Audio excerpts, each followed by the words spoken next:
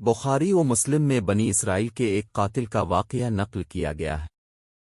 حضور اکرم صلی اللہ علیہ وآلہ وسلم نے اللہ کے ہاں توبہ کی قبولیت سے متعلق صحابہ کرام کے سامنے بنی اسرائیل کے ایک قاتل کا نہایت خوبصورت اور ایمان افروز واقعہ بیان فرمایا کہ بنی اسرائیل میں ایک شخص چوری، ڈکیتی اور قتل میں بہت مشہور تھا اور نہایت معمولی سی بات پر قتل کر دیتا تھا۔ ہوتے ہوتے اس کے ہاتھ سے 99 افراد کا قتل ہو چکا۔ اس کے بعد اس کے دل میں احساس پیدا ہوا کہ مجھے بھی تو اللہ کے ہاں جانا ہے۔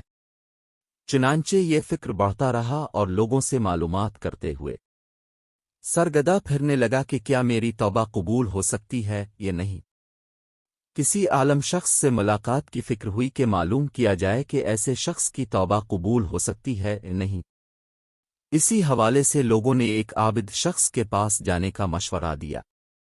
اس شخص نے اس کے پاس جا کر مسئلہ معلوم کیا، کیا میری توبہ قبول ہو سکتی ہے اور کیا میری مغفرت ہو سکتی ہے، جبکہ میں نے 99 انسانوں کی جان ماری ہے؟ تو اس عابد شخص کو اس مسئلے کے بارے میں زیادہ معلوم نہیں تھا، تو اس نے اپنی عقل سے قیاس آرائی کی کہ جو آدمی 99 انسانوں کی جان مار سکتا ہے، اس کو مغفرت کہاں سے ہوگی؟ چنانچہ اس نے کہہ دیا کہ تیری توبہ قبول نہیں ہوگی۔ تو اس شخص نے غصے اور جلال میں آ کر اس کو بھی قتل کر کے 100 کا ہندسہ مکمل کر دیا کہ جب میری توبہ قبول نہیں ہونی تو تجھے بھی ختم کر کے 100 پورے کر دیتا ہوں۔ چنانچہ اس نے 100 کا ہندسہ مکمل کر دیا، مگر اس کے دل میں پھر بھی یہ خیال تھا کہ میری مغفرت کی کوئی نہ کوئی شکل ضرور موجود ہوگی۔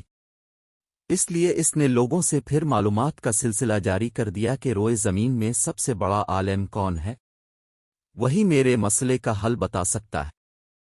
آخر لوگوں نے اس کو بتلایا کہ فلاں جگہ ایک عالم رہتا ہے، اس سے جا کے معلوم کرو۔ چنانچہ اس نے اس عالم صاحب کے پاس جا کر اپنی زندگی کی ساری کارگزاری سنائی اور 100 آدمیوں کو کس طرح سے قتل کیا، سارا کارنامہ سنا دیا۔ معلوم کیا کہ اب بتلائیے کہ میری توبہ قبول ہو سکتی ہے یا نہیں؟ کیا اللہ کے ہاں مجھ جیسے گناہگار کے لیے بھی مغفرت کا کوئی خانہ ہے؟ تو اس عالم صاحب کو چونکہ علم تھا تو اس نے بتلایا کہ تیرے گناہ معاف کرنے میں اللہ کے ہاں کوئی رکاوٹ نہیں۔ اللہ کی رحمت کا سمندر تجھ جیسے گناہگاروں کے گناہوں سے بہت بڑا اور بہت وسیع ہے۔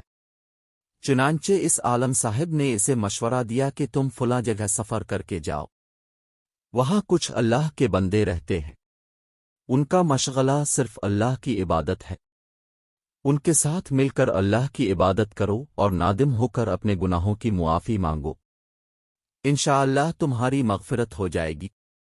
جب اس شخص نے آدھا راستہ طے کر لیا تو ملک الموت آ گئے۔ اب اس کی روح لے جانے کا مسئلہ کھڑا ہوا۔ آسمانوں سے رحمت کے فرشتے بھی آئے اور عذاب کے بھی۔ رحمت کے فرشتے کہنے لگے اس کی روح لے جانے کا حق ہم کو ہے، اس لیے کہ یہ سچے دل سے تائب ہو کر عبادت کے لیے جا رہا ہے۔ عذاب کے فرشتے کہنے لگے کہ اس کی روح لے جانے کا حق ہم کو ہے، اسی لیے کہ اس شخص نے کبھی کوئی نیکی کا کام ہی نہیں کیا۔ اسی دوران آسمانوں سے ایک فرشتہ آیا۔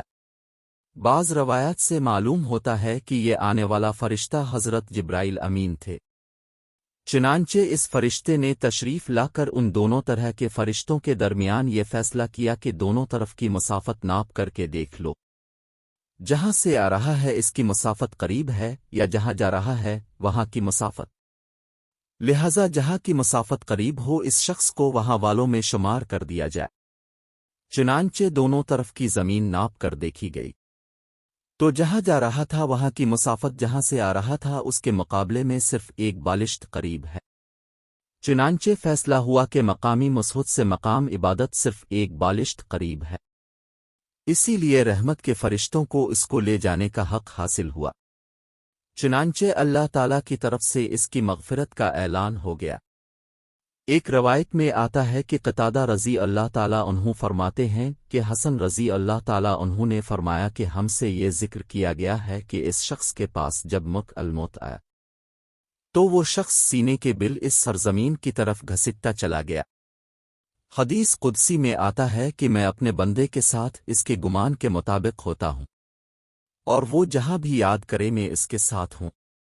باخدا اللہ تعالیٰ اپنے بندے کی توبہ سے اس سے زیادہ خوش ہوتا ہے جتنی خوشی تم میں سے کسی ایسے شخص کو ہوتی ہے جس کا جانور بیابان میں گم ہو کر پھر اسے مل جائے۔